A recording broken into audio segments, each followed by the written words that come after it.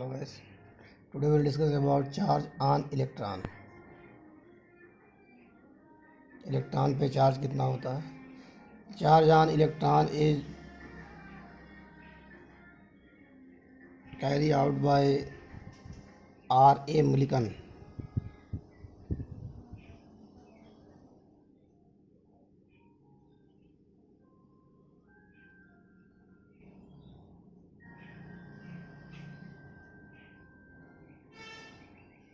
Are A Millikan ने एक experiment किया जिसे हम कहते हैं oil drop experiment.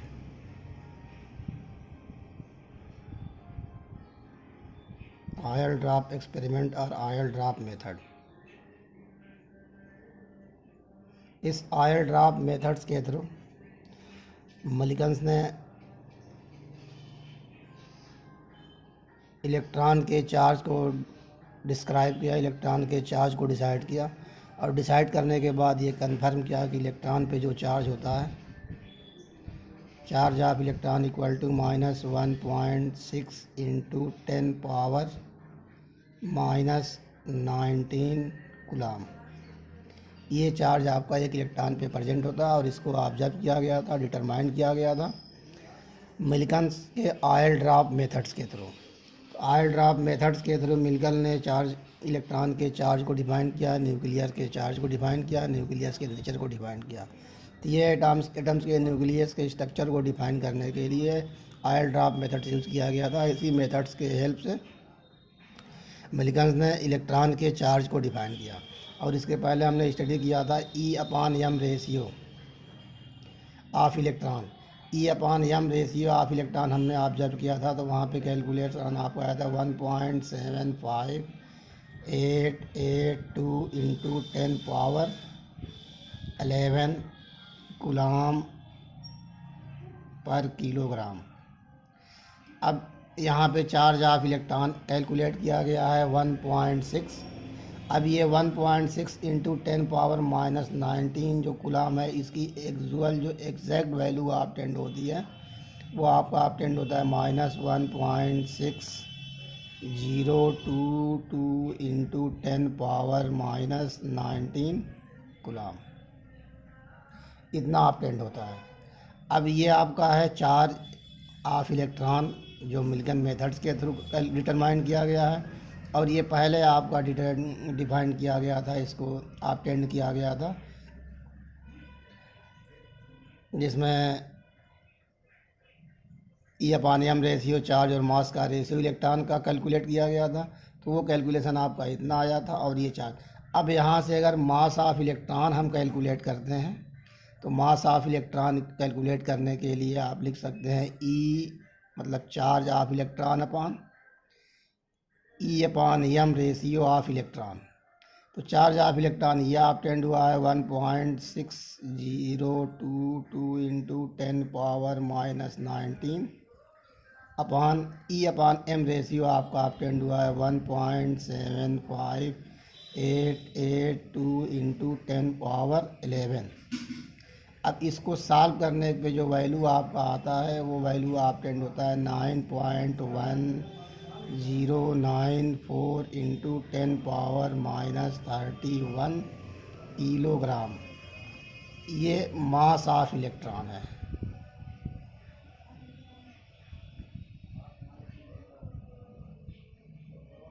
Mass of electron.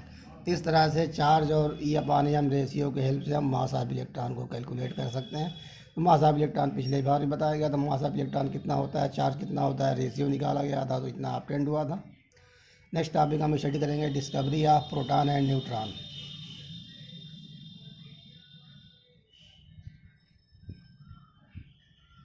Discovery of proton and neutron.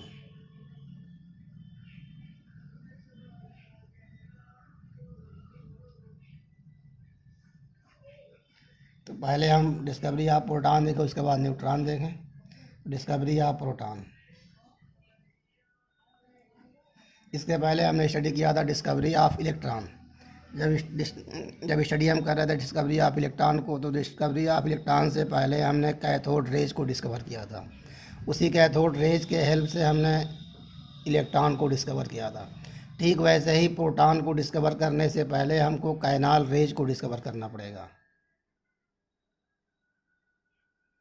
Canal raise, इस कैनाल रेज के हेल्प से हम प्रोटॉन को डिस्कवर करेंगे। तो कैथोड इलेक्ट्रॉन को डिस्कवर करने के लिए हमने कैथोड रेज डिस्कवर किया था। इस कैथोड रेज के हेल्प से हमने इलेक्ट्रॉन को डिस्कवर किया, हम लोग इलेक्ट्रॉन को डिस्कवर किए थे। अब वैसे ही कैथोड रेज की तरह कैनाल रेज को भी डिस्कवर किया जाएगा। कैनाल रेज को ऑब्टेन करने के बाद इसी कैनाल रेज के हेल्प से हम प्रोटॉन को डिटेक्ट करेंगे। अब ये कैथोड रेज को डिस्कवर किसने किया था? कैथोड रेज को डिस्कवर किया था, बताया गया था, जूलियस प्लकर 1859 में। तो जूलियस प्लकर ने कैथोड रेज को डिस्कवर किया था। वैसे ही कैनाल रेज को डिस्कवर किया था गोल्डस्टीन ने।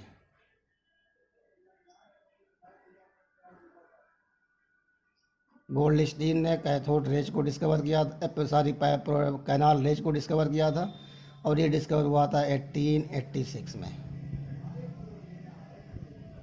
जैसे कैथोड रेज को डिस्कवर किया गया था वही प्रोसेस यहाँ पर भी इसको भी डिस्कवर किया गया। तो कैनाल रेज को डिस्कवर करने के लिए पहले हम एक डिस्चार्ज ट्यूब प्रिपेयर करेंगे।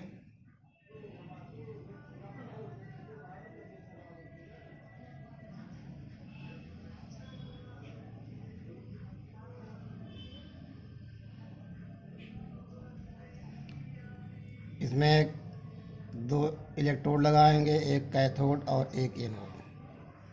यहाँ पे कैथोड जो आपका होता है ये परफोरेटेड होता है।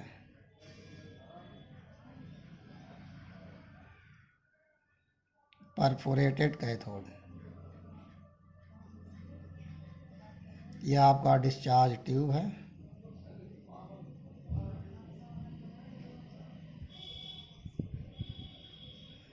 अब इस दोनों प्लेट को हम बैटरी से ऐड कर देंगे, हाई वोल्टेज करंट से ऐड कर देंगे। ऐड करने के बाद जैसे ही इसमें हम इलेक्ट्रिसिटी फ्लो कराएंगे,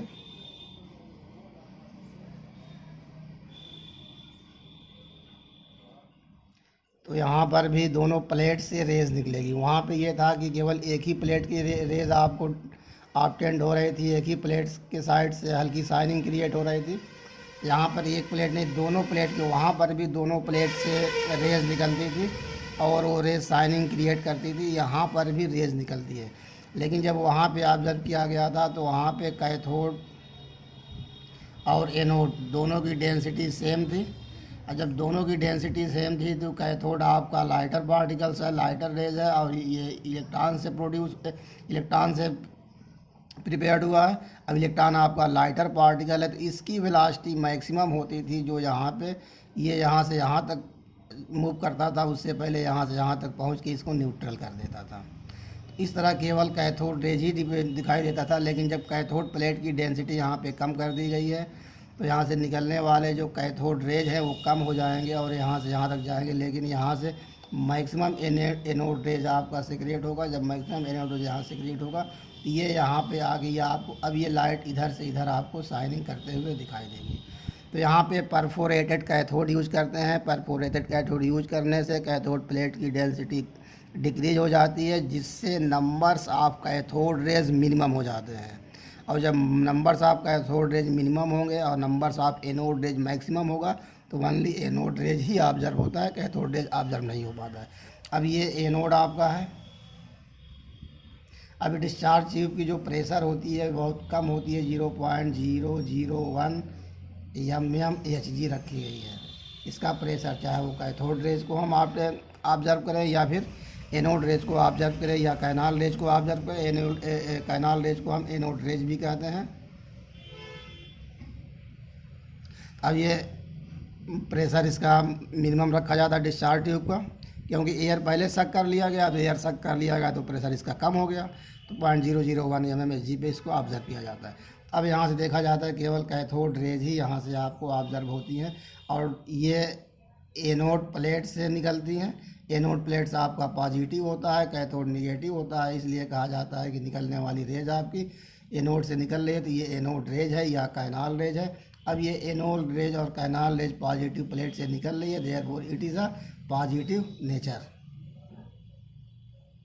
कैनाल रेज और anode rays, it is a positive nature. अब जैसे वहाँ पे कहा गया तो इस तरह से कैनाल रेज और एनोड रेज को डिस्कवर किया गया। इसके लिए एक डिस्चार्ज ट्यूब प्रिपेयर किया गया। डिस्चार्ज ट्यूब में 2 प्लेट लगाया गया जिसमें कैथोड आपका परफोरेटेड था। जैसे ही हाई वोल्टेज इलेक्ट्रिसिटी फ्लो कराई जाती है तो यहाँ से जो रेज निकलता है वो जो लाइट शाइनिंग निकलती है वो शाइनिंग एनोड की तरफ से आपकी मूव करते हुए कैथोड की तरफ से ऑब्टेंड होती है, ऑब्जर्व होती है, जिससे ये प्रूफ होता है कि यहाँ से कैथोड एनोड प्लेट से कोई एनर्जी या कोई लाइट यहाँ से सिक्रेट हो रही है जो कैथोड प्लेट की ओर मूव कर रही है। तो ये रेज जो कि एनोड प्लेट से सिक्रेट हो रही है, therefore this rays is known as anode rays और canal rays and it have positive nature. Positive nature. अब ये पॉजिटिव नेचर का है। अब इस रेज का स्टडी किया गया है रदरफोर्ड के through.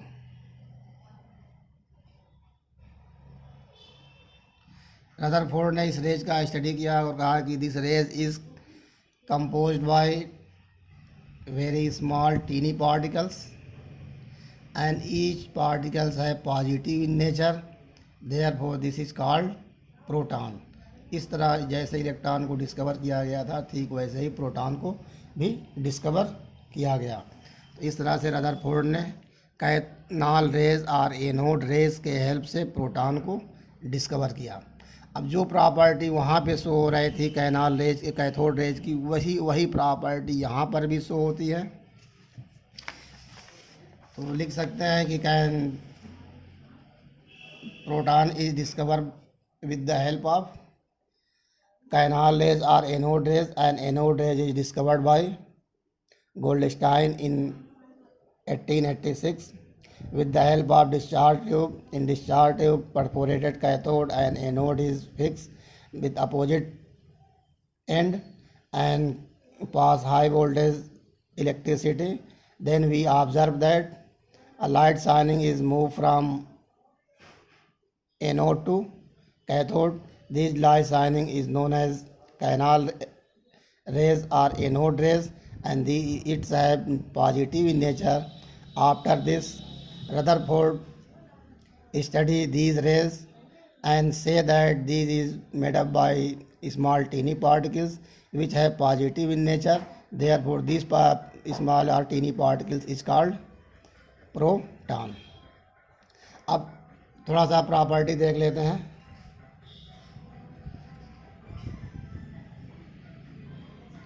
Property of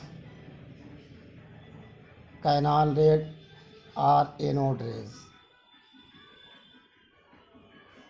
canal raise या एनोड रेज की प्रॉपर्टी क्या है? जैसे वहाँ पे देखा गया था कि लाइट पार्टिकल्स, इसकी जो प्रॉपर्टी होती है वेलोसिटी जो होती है कैथोड के वेलोसिटी से कम होती है। मींस कैथोड की वेलोसिटी एनोड रेज की वेलोसिटी से ज़्यादा होती है क्योंकि कैथोड आपका इलेक्ट्रॉन से मेडअप होता है और इलेक्ट्रॉन प्रोटॉन के रिस्पेक्ट में लाइटर पार्टिकल्स है।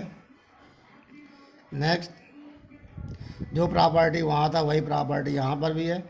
स्ट्रेट लाइन में मूव करता है, लाइट शाइनिंग के साथ मूव करता है, वो फास्फोरेसेंस क्रिएट करता है और ये फ्लोरेसेंस क्रिएट करता है।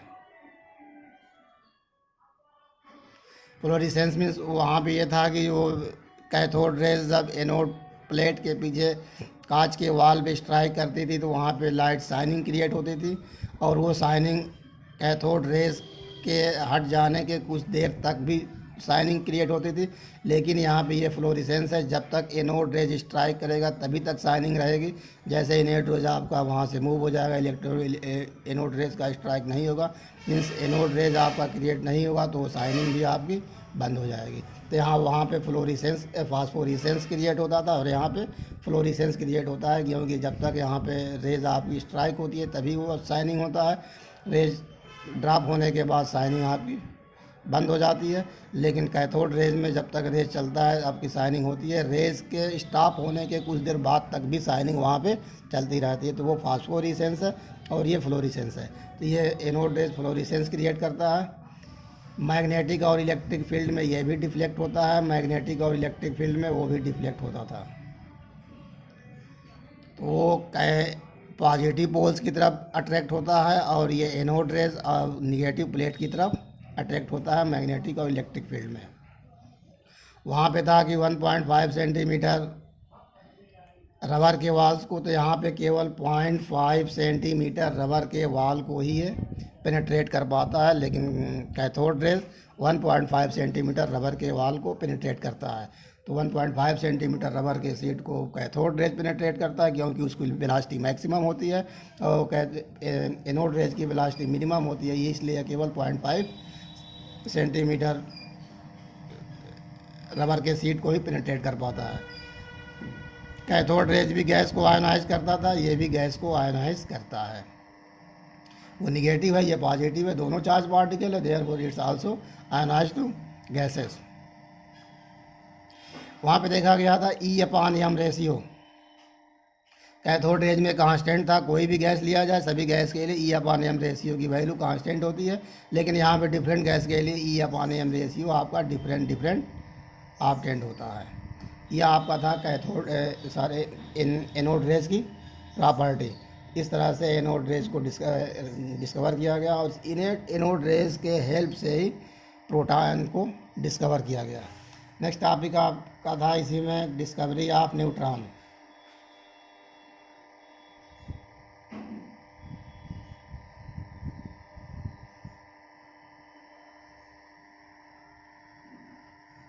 Neutron is discovered by James Chadwick in 1932।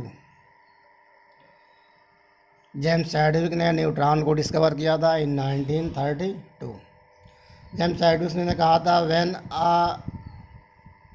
when alpha particles is attack on a lighter nuclear particles, then these lighter nuclear particles are converted into heavy nuclear particles and one neutron is obtained। According to James Chadwick say that when alpha particles are attacked on a lighter nuclear particles or lighter nuclear atoms, then these lighter nuclear atoms are converted into heavy nuclear atom and one neutron is produced। Reaction देखते हैं। जैसे यह आपका carbon है,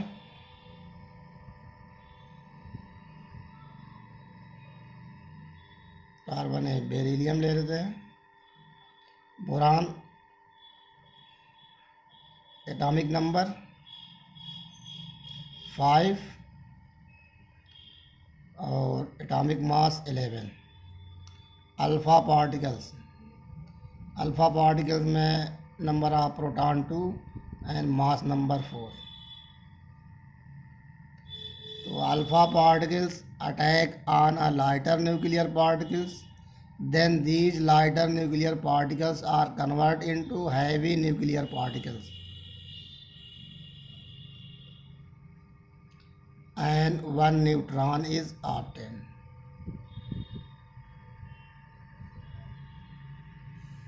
Therefore neutron is discovered by this type of reaction and this type of statement।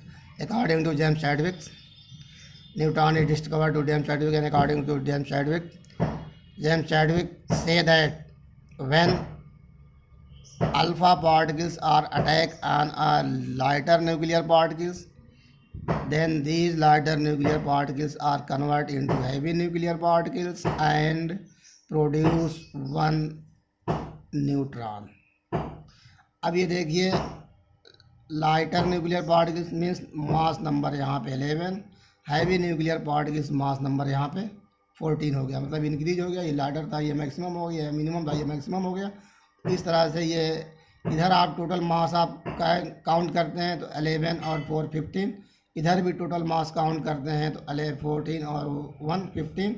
इधर जब atomic number आप calculate कर नंबर आप प्रोटॉन कैलकुलेट करते हैं तो 527। इधर भी आप जब कैलकुलेट करते हैं 7 + 0 7। इस तरह से जेम्स चैडविक ने न्यूट्रॉन को डिस्कवर किया था। थैंक्स।